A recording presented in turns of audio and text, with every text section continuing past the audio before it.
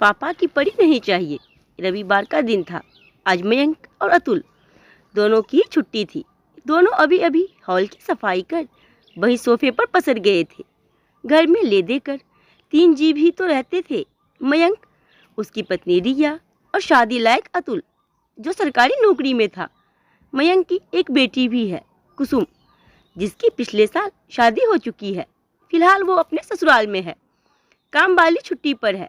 इसलिए मयंक और अतुल दिया की मदद कर रहे हैं। दिया रसोई में काम में लगी है, इसलिए मयंक और अतुल ने मिलकर साफ सफाई का जिम्मा उठा लिया।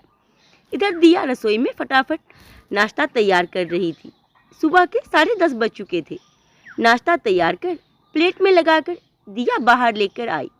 अभी तीनों मिलकर नाश्ता करने ही बैठे थे कि इतने में कुसुम अकेले ही घर पर आ गई। उसे इस तरह अकेले देखकर जहां मयंक बहुत खुश हुआ, वहीं दिया का दिमाग ठनक गया। अरे बेटा, तू इस समय अचानक अकेली ही आई है? गौरव जी नहीं आए? दिया ने पूछा तो कुसुम बिफर पड़ी। क्या मम्मी, मैं अपने घर नहीं आ सकती? ये मेरा घर नहीं है क्या? और ज़रूरी है क्या मैं किसी के साथ ही आऊँ? अकेली भी तो आ सकती हूँ। उसकी बात सुनकर मयंक ने कहा, क्या तुम भी? बेटी आई, उसकी तो खुशी नहीं हो रही है, उल्टे 10 सवाल पूछे जा रही हो। जरा फटाफट से कुसुम के लिए भी नाश्ता लेकर आओ। आ बेटा, तू बैठ मेरे पास, आज हम मिलकर नाश्ता करेंगे। मयंक की बात सुनकर दिया रसोई में नाश्ता लेने गई। नाश्ते के प्लेट लगाते लगाते उसके दिमाग में कई सवाल चल रहे थे। बेटी की शादी कुछ महीने पहले ही हुई है। अब तक कितनी बार तो घर पर आ चुकी है, पर इस पिता के दिमाग में तो यह चीज़ बैठती ही नहीं। हर बार किसी ना किसी छोटी मोटी बात पर लड़ झगड़ कर आ जाती है और मयंक हर बार अपनी बेटी का सपोर्ट करता है। मयंक शुरू से ही कुसुम और अतुल में से कुसुम को बहुत ज़्यादा चाहता था और कुसुम, वो तो बिल्कुल पापा की परी बनी बैठी है। जिस चीज़ के लिए कह दे, मयंक उसकी हर इच्छा पूरी करता। एक बार अतुल के लिए कोई चीज़ आए न आए, लेकिन कुसुम के लिए तो कैसे भी करके आएगी जरूर। माना कि मयंक अपनी बेटी से बहुत प्यार करता है, लेकिन इसका मतलब यह थोड़ी ना है कि उसके गलत में भी उसका साथ दे। जब शादी होकर ससुराल गई थी तो उसके ठीक 5 दिन बाद ही नाराज होकर आ गई थी और बहाना क्या बनाया था कि दहेज में दिया सोफ़ा इन लोगों ने मेरे कमरे में नहीं रखा। और मयंक इतने महान पिता कि अपनी ही बेटी के पक्ष में जाकर उसके ससुराल वालों से लड़ने को तैयार हो गए। इतना भी दिमाग नहीं लगाया कि कुसुम के कमरे में जगह बची ही कहाँ है। कोई और होता तो रिश्ता तो इतनी छोटी सी बात पर ही टूटने की बात आ जाती। वो तो कुसुम के ससुराल वाले इतने अच्छे थे कि उन लोगों ने कुसुम का कमरा ही बदल दिया, जिसमें जगह भी अच्छी थी और सोफे उसमें रखने में आ गए। कितनी शर्मिंदगी हुई थी दिया को कि कुसुम ने अपनी नई नई शादी में छोटी सी बात के लिए बतंगड़ बना दिया। हर बार कोई ना कोई बहाना करके घर आ जाती। कभी कहती कि घर का सारा काम मुझसे करवाते हैं, तो कभी कहती घर में नौकर नहीं है। कभी कहती कि वीकेंड पर गौरव घुमाने नहीं लेकर जाता, तो कभी कहती कि मेरे कमरे में टीवी नहीं लगा रखा। कभी कहती कि ननद पर बेवजह खर्चा करते हैं। कभी क्या बहाना तो कभी क्या बहाना। जब दिया ने अकेले में गौरव से बात की तो गौरव ने कहा, मम्मी जी, मुझसे तो कुसुम कहती है कि मुझे पापा की याद आ रही है, उनसे मिलना है, इसलिए मैं लेकर आ जाता हूँ। और यहाँ आकर यह इस तरह की बातें करती है। इसे जो भी समस्या है ये हमें सीधा सीधा बोले ना, तो उसका कोई सॉल्यूशन भी निकले। और सबसे बड़ी बात है कि कोई चीज़ उसके मन मुताबिक नहीं होती तो बस उसी चीज़ का बतंगड़ बना देती है। कुछ समझदारी भी तो दिखाए। बस ये यहाँ आकर बोलती है और पापा जी हमसे लड़ने को तैयार हो जाते हैं। कितनी शर्मिंदगी होती है मम्मी पापा को और मुझे। आखिर मैं भी इकलौता बेटा हूँ, मेरे माता पिता को मुझसे भी तो उम्मीद होगी।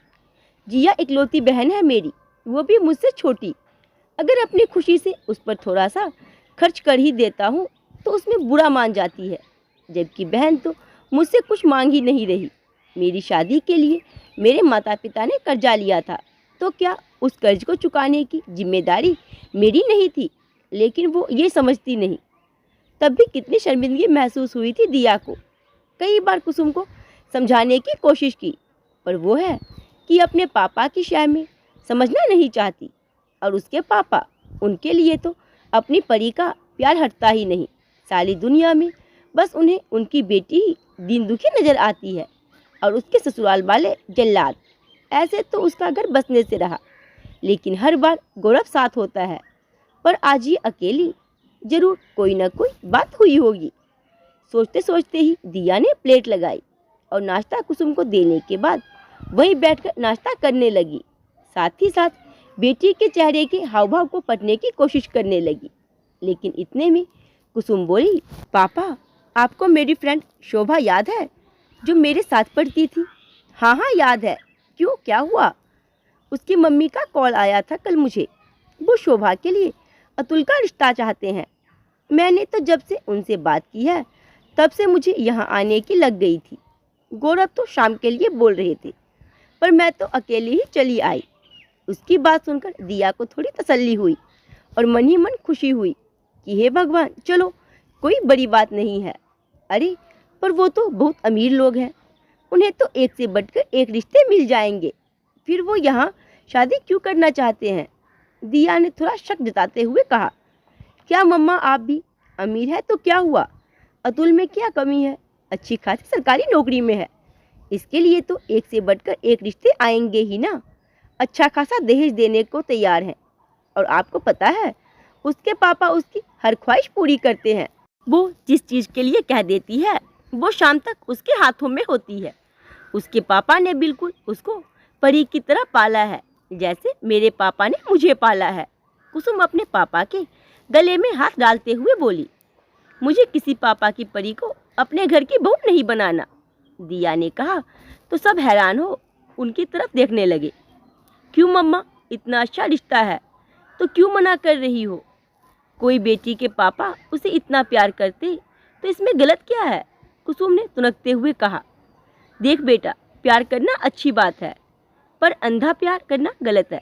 मुझे ऐसी कोई आफत अपने घर में नहीं लानी जिसके कारण कल को मुझे शर्मिंदा होकर सिर झुकाकर बैठना पड़े। आप कहना क्या चाहती हो?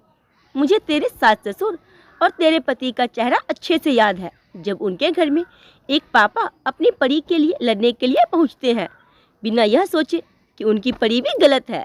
मुझे तेरी उस ननद का चेहरा याद है जो उम्र में तुझसे 9 साल छोटी है, स्कूल में पढ़ती है, लेकिन उसका भाई उस पर थोड़ा सा खर्चा कर देता है तो उसकी पत्नी बुरा मानकर अपने मायके आकर बैठ जाती है। और बजाय अपने परी को ये बात समझाने के उसके पापा उसके पति की हालत टाइट कर देते हैं। मुझे तेरे उस पति का चेहरा बहुत अच्छे से याद है जिसकी पत्नी उसकी पत्नी ना होकर अभी तक अपने पापा की परी बनी हुई है। जब उसके पापा उसके पति को 10 बातें सुना रहे होते हैं तो उसकी पत्नी का थोड़ा सा भी स्वाभिमान नहीं जागता। दिया की बात सुनकर मयंक बोला, क्या बकवास कर रही हो तुम मेरी बेटी पर बैठे बैठे कटाक्ष कर रही हो। सच हमेशा कटाक्ष ही लगता है। यही बात तो आप हर बार कहते हो अपनी बेटी के ससुराल वालों से। इससे पहले कि रिया या कुसुम कुछ कहते, अतुल ने कहा, हाँ, मुझे भी पापा की परी नहीं चाहिए। मुझे ऐसी पत्नी चाहिए जो मेरे कदम से कदम मिलाकर चल सके, मेरे घर को अपना घर समझ सके, मेरे मम्मी पापा को अपने मम्मी पापा समझ सके। इस तरह की बार बार की टेंशन तो मुझे भी नहीं चाहिए। एक तो मेरी बेटी तुम्हारे लिए रिश्ता ढूंढ कर लाई है, ऊपर से तुम। जाने दीजिए पापा, सही तो कह रहे हैं मम्मी और अतुल। मैंने ही आपके प्यार को ज़रूरत से ज़्यादा इस्तेमाल किया है, कभी अपने ससुराल वालों को अपना समझा ही नहीं। पर मम्मी प्लीज़ मुझे माफ़ कर दो, मैं कोशिश करूँगी बदलने की। दिया ने कुसुम की बात सुनकर उसे गले लगा लिया। दोस्तों, माँ के श्रवण कुमार और पापा की परी सुनने में बड़े अच्छे लगते हैं, लेकिन इन अनभक्तों से तो भगवान ही बचाए, क्योंकि इनकी अपनी कोई सोच और समझ नहीं होती। जब भी अपने बच्चों के लिए रिश्ता देखने जाए या कंफर्म कर ले कि कहीं आपका पाला इन लोगों से तो नहीं पड़ रहा।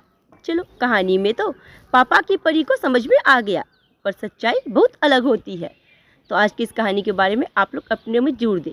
और कहानी पसंद आई हो तो वीडियो को लाइक, सब्सक्राइब, वीडियो को शेयर करना ना भूलें।